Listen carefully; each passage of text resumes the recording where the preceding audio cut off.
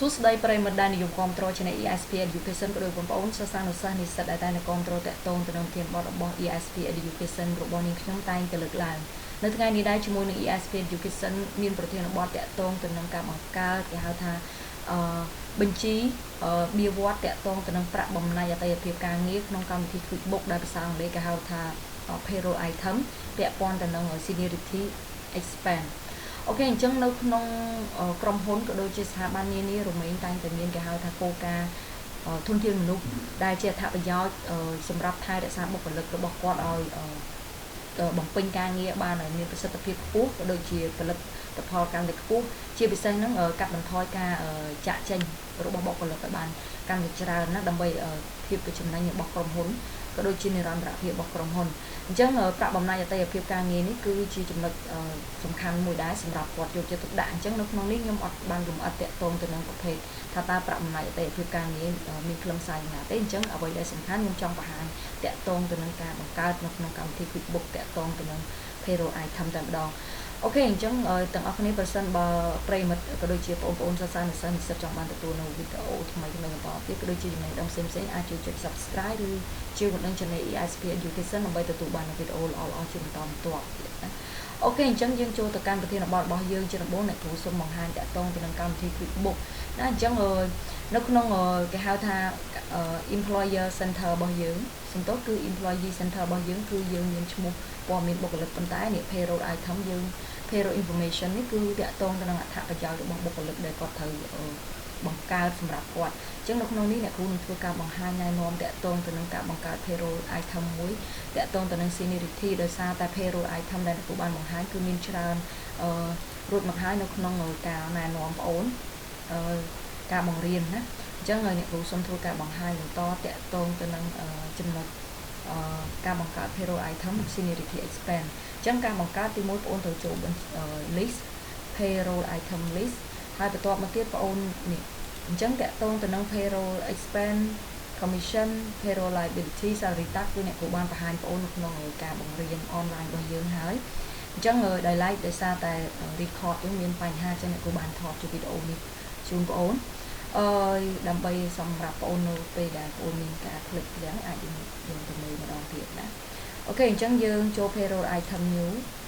ណា payroll item new ឬក៏ shortcut control N អញ្ចឹងកន្លែងតាក់ទង add new payroll item គឺយើងយក custom setup ណាដើម្បីឲ្យងាយស្រួលកំណត់ហើយយើងចុចប៊ូតុង next បន្ទាប់មកទៀតយើងមើលកន្លែងប្រភេទអញ្ចឹងប្រភេទ break edition deduction អញ្ចឹងយើងយកកន្លែងនេះ company contribution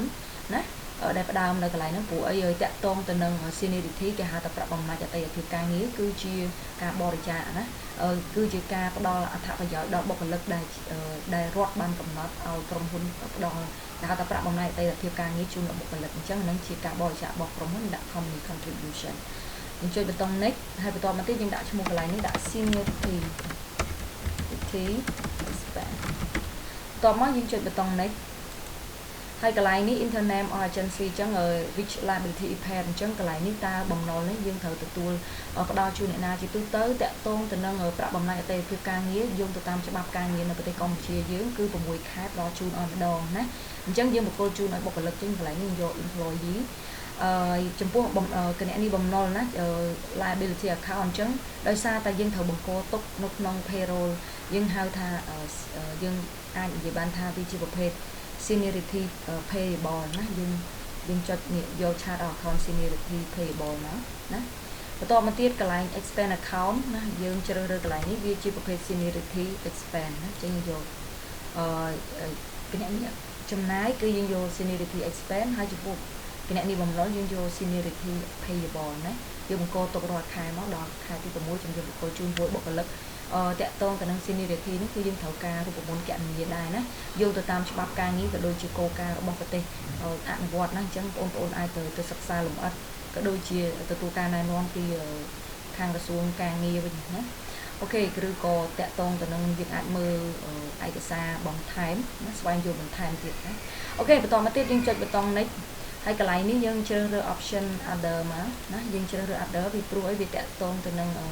ប្រភេទ company contribution ណាកន្លែងនេះណា យើងចុចប៊ូតុង next មកហើយកន្លែងនេះសូមដោះ text ទាំងអស់ដោយសារតែនេះគឺជា default តាក់ទងទៅនឹងបើសិនបើវាដកមាន text បងអូនត្រូវដោះ text ទាំងអស់ប៉ុន្តែបើអត់មិនបាច់ text ទេណាព្រោះនេះតាក់ទងទៅនឹង option របស់ប្រទេសគេទេណាយើងចុច next បន្ទាប់មកកន្លែងនេះតាក់ទងទៅនឹងការកណនា based on quantity យើងយក neither យើងអត់យកទៅតាមបរិមាណឬក៏ម៉ោងទេគឺយើងយក neither អត់ប្រើទាំងពីរហ្នឹងទេគឺយើងគិតជាចំណុចអ្វីផ្សេងយើងអាចគិតជាដុំ gross salary សំទោសគឺយើងគិតជាតម្លៃសរុបឬក៏តម្លៃអីចឹងទៅណាយើងគិតទៅលើបរិមាណឬក៏ចំនួនម៉ោងទេណាអូខេយើងចុចប៊ូតុង next កន្លែងនេះចុច finish អញ្ចឹងអូខេណាអញ្ចឹងកន្លែងនេះយើងរួចរាល់ហើយអញ្ចឹង seniority របស់យើង expense គឺយើងបានបង្កើតរួចរាល់ហើយអូខេអញ្ចឹងនៅក្នុងវីដេអូនេះគឺអ្នកគ្រូមានតែប៉ុណ្្នឹងទេតាក់ទងទៅនឹងចំណុចនៃការបង្កើតគេហៅថា seniority expense អញ្ចឹងនៅពេលដែលយើងចូលទៅកន្លែង employee center នេះគឺយើងចូលទៅលើបុគ្គលិកហើយយើងចុចកន្លែង payroll item នេះណាអញ្ចឹងអ្នកនរគ្នាអាចហៅណាបញ្ជី payroll item នៅទីនេះទាំងអស់ណាវាមានអញ្ចឹងបងអូនរើសមកណាអញ្ចឹងមានប្រភេទបំណុលភេទអីផ្សេងទៀតអូខេអញ្ចឹងបងអូនអាចស្វែងយល់បន្ថែមឬក៏ចុច subscribe channel ESP Education ដើម្បីទទួលបានវីដេអូល្អៗជាបន្តទៀតណាអូខេ complete ណាជួយចុច subscribe ហើយនិង like វីដេអូនេះផងដែរបើសិនបងប្អូនពេញចិត្តនៅវីដេអូដែលអ្នកគ្រូបានបង្ហាញក៏ដូចជាធ្វើការណែនាំនេះហើយក៏អរគុណចំពោះការគាំទ្ររបស់ប្រិយមិត្តប្រសិនបើបងប្អូនចង់ទទួលបាននូវចំណេះដឹងល្អជាច្រើនបន្តទៀតអ្នកគ្រូក៏មានវគ្គ online ប៉ុន្តែបើសិនបងប្អូនពុំមានលទ្ធភាពសិក្សាបងប្អូនអាច subscribe channel របស់អ្នកគ្រូទៅនៅពេលដែល subscribe ឡើងដល់ចំណុចដែលអ្នកគ្រូត្រូវការចង់បានហើយអ្នកគ្រូនឹងបញ្ចេញវីដេអូល្អៗចែករំលែកដល់បងប្អូនទៀតដោយសារតែនេះគឺជាគេហៅថាចក្ខុវិស័យរបស់ channel ESP Education របស់អ្នកគ្រូផងណាហើយក៏អរគុណចំពោះការគាំទ្រនិងការស្រឡាញ់រាប់អានតាមរយៈ Telegram ក៏ដូចជាតាមបណ្ដាញសង្គមនានាផងដែរអរគុណច្រើនជួបគ្នានៅវីដេអូក្រោយហើយក៏សូមអភ័យទោសរាល់កំហុសខុសឆ្គងដែលនាងខ្ញុំបានធ្វើការបង្ហាញខុសឆ្គងដោយប្រការណាមួយហើយយើងនឹងជួបគ្នានៅប្រធានបទក្រោយៗទៀតអ្នកគ្រូនឹងឆ្លៀតពេលបើសិនជាមានពេលទំនេរនឹងបញ្ចេញប្រធានបទល្អៗបន្តទៀតណាតាក់ទងទៅនឹងកម្មវិធី QuickBooks កម្មវិធី SPI មេរៀនគណនេយ្យគណិតវិទ្យាភាសាខ្មែរក៏ដូចជាចំណេះដឹងផ្នែកភាសាអង់គ្លេសក៏ដូចជារបៀបក្នុងការរៀបចំសារណាផងដែរណាចឹងអ្នកគ្រូនឹងចែករំលែកទៅតាមលទ្ធភាពដែលអ្នកគ្រូមានជូនដល់បងប្អូនអញ្ចឹងបងប្អូនគ្រាន់តែ subscribe channel ESP Education តែប៉ុណ្ណោះឯងណាប្រសិនបើសម្រាប់អ្នកដែលពុំសូវមានលទ្ធភាពក្នុងការសិក្សាហើយប្រសិនបើអ្នកមានចំណាប់អារម្មណ៍តាក់ទងទៅនឹងការសិក្សាចង់ស្វែងយល់ចំណេះដឹងបន្ថែម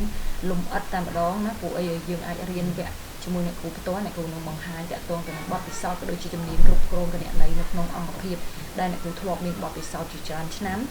និងធ្លាប់បានធ្វើក៏ដូចជាការបង្រៀនណែនាំក៏ដូចជាការស្រាវជ្រាវផ្សេងៗផងដែរហើយបងប្អូនអាចទំនាក់ទំនងអ្នកគ្រូតាមរយៈលេខទូរស័ព្ទ012 28 9363ណាគឺលេខហ្នឹងគឺជាលេខដែលអ្នកគ្រូកាន់ផ្ទាល់និងប្រើប្រាស់ជាប់លាប់និងមាន Telegram ផងដែរអរគុណច្រើនជួបគ្នានៅវីដេអូក្រោយក្រោមទៀតបទថ្មីបន្តទៀតបាយបាយជូនពរសំណាងល្អដល់អ្នកអរគុណច្រើន